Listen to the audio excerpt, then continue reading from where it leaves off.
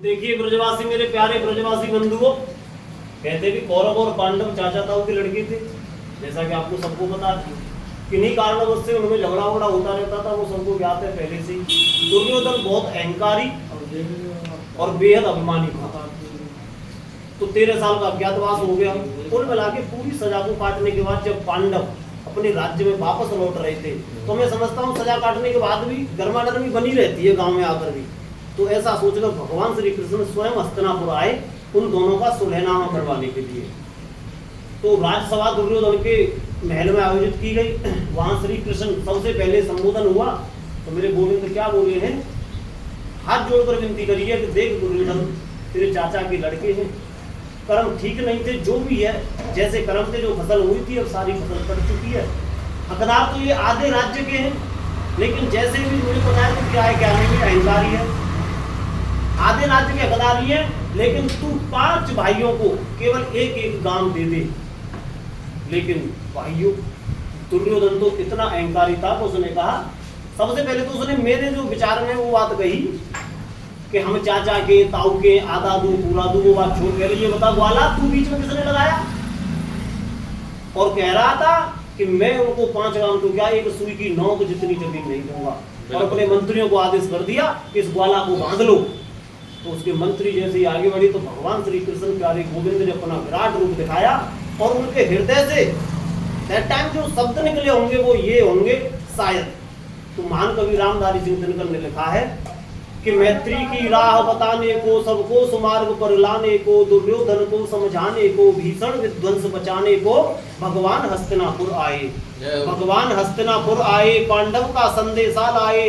दो न्याय अगर तो आधा दो, पर इसमें भी यदि बाधा हो तो दे दो केवल 5 गांव, रखो अपनी धरती तमाम, हम वहीं खुशी से खाएंगे, पर जन पर असन उठाएंगे।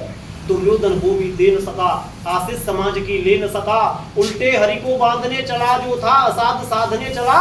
जब नाश मनुज पर छाता है, पहले विवेक मर जाता है। क्या बात है।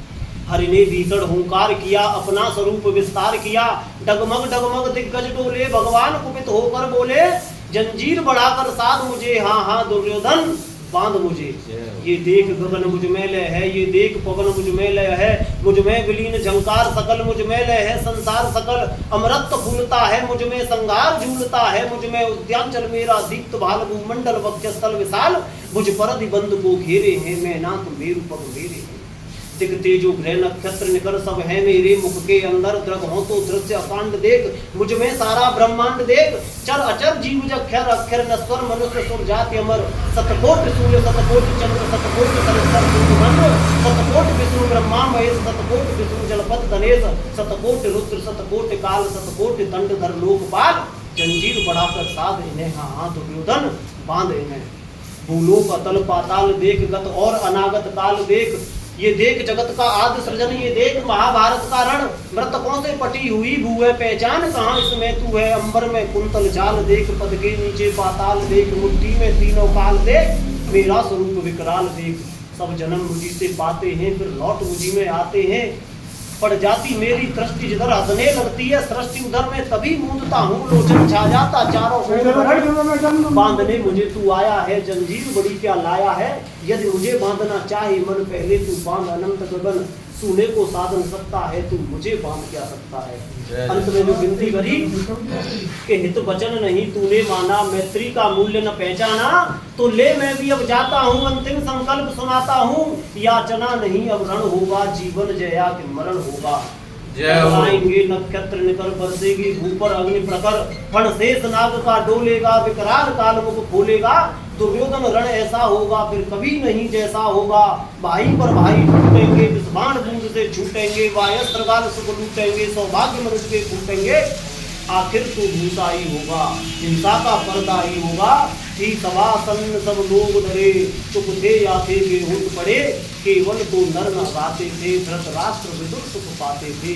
कर जोर खड़े प्रबंध निर्भय, दोनों पुकारते थे जय जय, दोनों पुकारते थे जय जय।